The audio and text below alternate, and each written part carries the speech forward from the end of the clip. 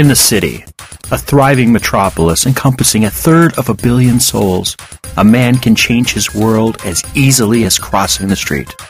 It is a place of a million cultures, the world in microcosm. For some, it is their last hope for survival. For others, it is their playground. And for others yet, it is their hunting ground. Isaac Sarason is a talented hacker, a doctor of applied network theory, trusted employee of British Telecom-Sprint. He lived in a world which 90% of his fellow citizens can only imagine. And he has a problem. His health is failing. His job is on the line. His world is crumbling around him. He wants out. And the street is his only escape. What happens when the life you dreamed of is killing you? What do you do when you find yourself hijacked? Colbyjack.net is proud to present Firmware, Hijacked, written and performed by R.L. Ferguson.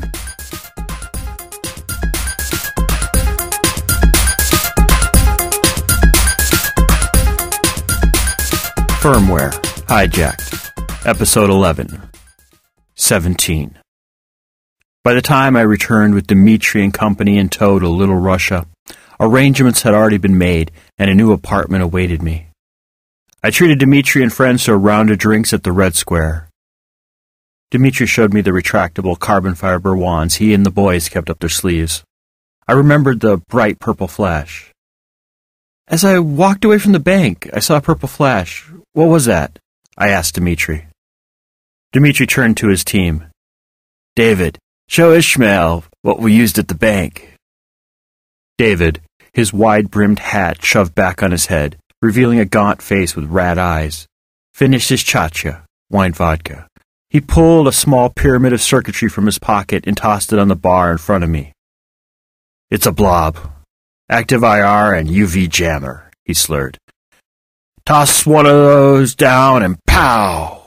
No record you were ever there. It seemed to draw a lot of attention, I said as I examined the fist-sized device. Oh yeah, David laughed. Everyone look, UV hurt eyes. They don't look long. Cameras all go nighty-night. Their chips get overloaded. Everyone near blob lost in glare.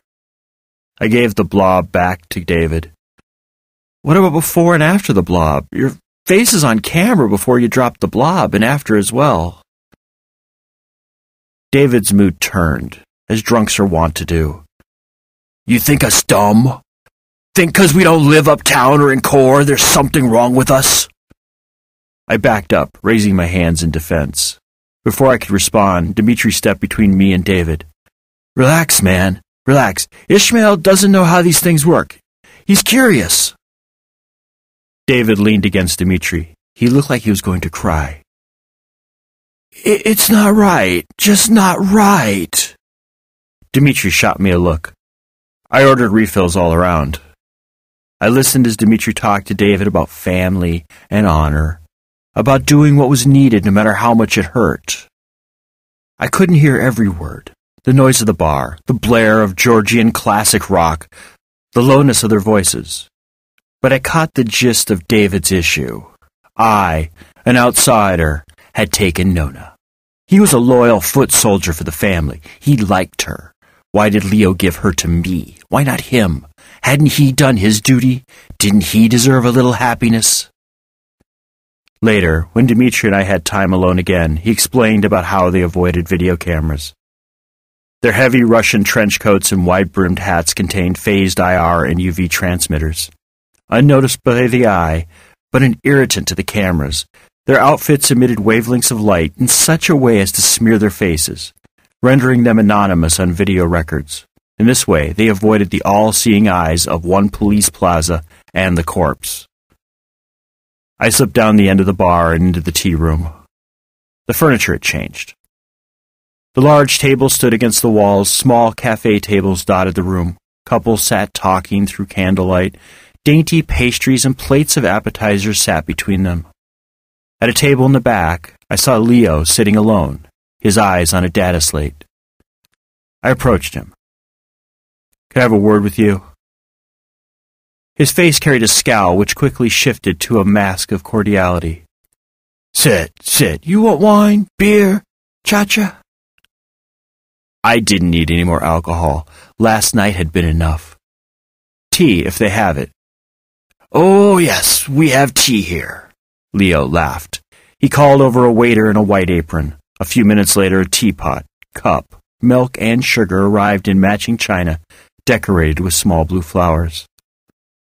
Leo returned to his data slate while I tasted the tea and adjusted it with milk and sugar. I mixed it too sweet. I watched him read as I sipped my tea. I glanced around the room and saw that even in a room given over to couples, I was the center of attention. Leo finished his reading, took a sip of his wine, and looked me over. "You've had an adventure tonight. Led the lads on a merry chase into the core. Got into a bit of trouble there, I hear." I didn't think it was much of a chase. Dmitri was at my side for most of it. "Yes, I heard much about what transpired. Was there a reason for your journey? Or were you seeking a bit more excitement than the neighborhood could supply?" The trick with the phone wasn't going to work. They knew it was rerouted.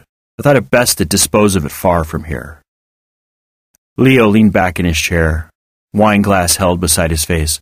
"Of course, you go north to do nothing more than ditch a phone and move your belongings, all to protect us. Sounds very reasonable." "You know everything that transpired. Don't play with me. I went uptown to clean out my accounts, something I couldn't very well do here with BTS watching my transactions." I reached into my pockets and pulled out the bales of jewels and set them on the table. "I need a new bank.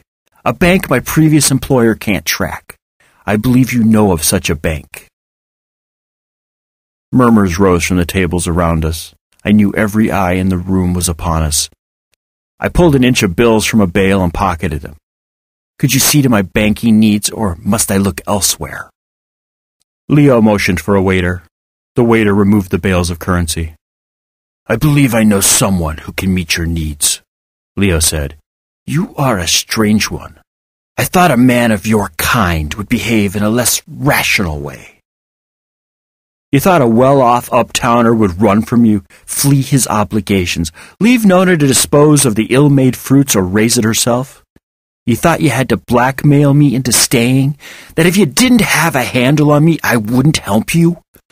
You might have gotten my story right, but you didn't understand me." I spoke slowly. Leo was definitely not used to being talked back to. Twitches in his mask showed the tension inside. "Tell me what I did not understand about you," Leo said with venom dripping from each word. "You didn't understand that I had nothing to lose. I was on final warning at BTS. I came here because I knew my life was falling apart. At the level I worked, there are no ex-employees of BTS, only has-beens who disappear in the night. I just couldn't admit it until tonight in front of the bank." Leo stared at me. Couldn't tell if I was getting my point across. "You want me to believe that you would work for us for nothing more than protection from your employers?" I smiled. I think he was getting it. Now that I look back on my life since college, I realize that I have always lived as a slave to the system. I have always traded freedom for security and wealth. How is the family any different? "We don't turn on those who fall on hard times. We help them, give them a chance to earn," Leo answered. "You might not turn on those who fall on hard times, but you are willing to use them. In that way, you are no different than BTS." I stood up. Dmitri sent word that my place over Georgie's is compromised. Arrangements were made. Leo shook his head. I got the feeling that if my safety were up to him, he'd just as soon kill me as look at me. "It was dealt with. Nona has a key. Yours is with Georgie's girl, Marina."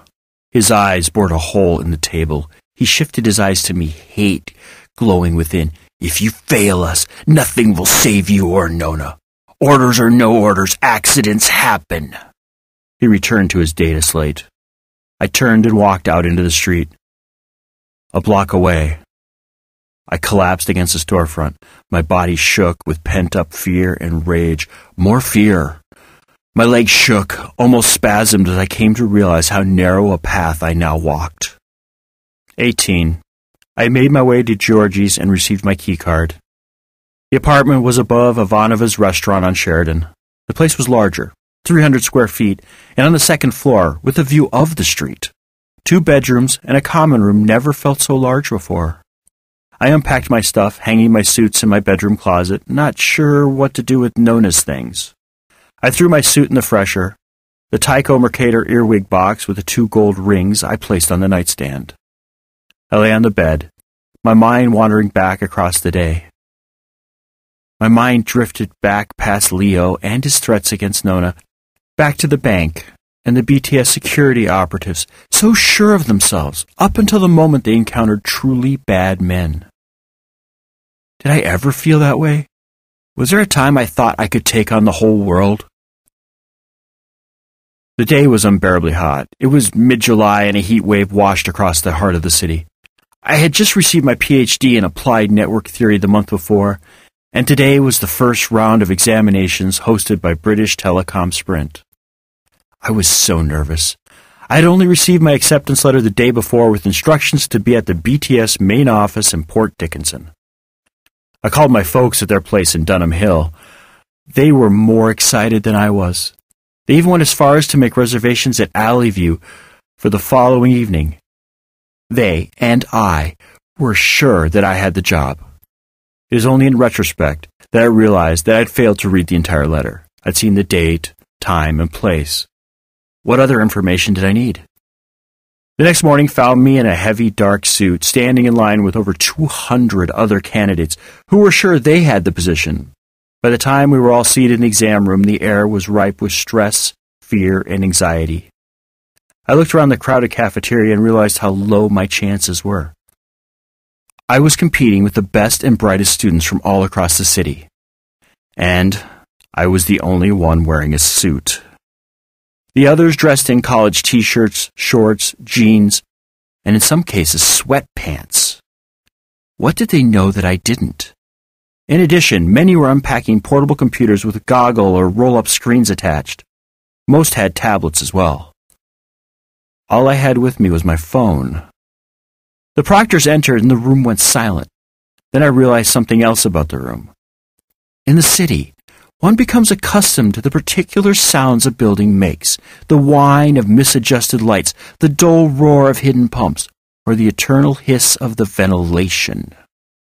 This room lacked the hiss of ventilation.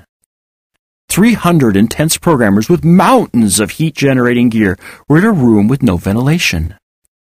I compared the temperature of the tabletop to my arm. The table felt warmer. A proctor in a black jumpsuit mounted a podium. Proctors are now passing among you with 3-ring binders containing a project description. You to examine the contents of the binder and create a system capable of executing the requirements of the project. You may use any asset that operates on an independent power source. You have 6 hours. I received my binder 10 minutes later. Already the sounds of frantic typing came to my ears as my competition dove into their work. I read the binder slowly, trying to determine the parameters of the project. At the 3-hour point, I finally finished examining the manual. I must be missing something. All around me, programmers worked frenetically. I couldn't even find a thread to start the work.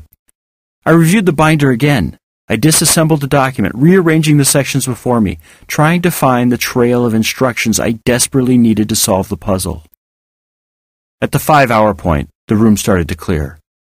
I heard a printer chewing through paper as each examinee output their project for the proctors. I watched as sweating, bedraggled competitors handed in stacks of what I assumed was code. From the amount of output, I could only assume that they had brought entire libraries of code with them, ready to deploy at a moment's notice. At the 5-minute remaining point, the line before the printer stretched across the room. What had they seen that I hadn't? What did they know? I took a blank page from the binder and wrote in my best handwriting.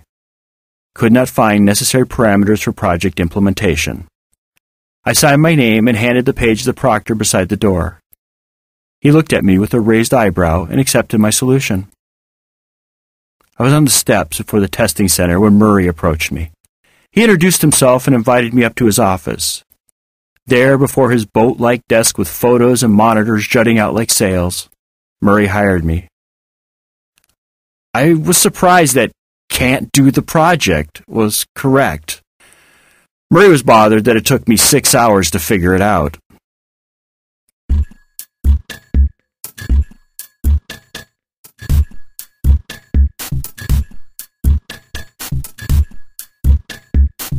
This work is released under Creative Commons Attribution, Non-Commercial, Share-alike license. Do what you want with it. Remix it, re-record it, transcribe it, share it. Just don't sell it or change the terms of the license. Your creation must be released under an Attribution, Non-Commercial, Share-alike license. Thank you for listening and have a nice day.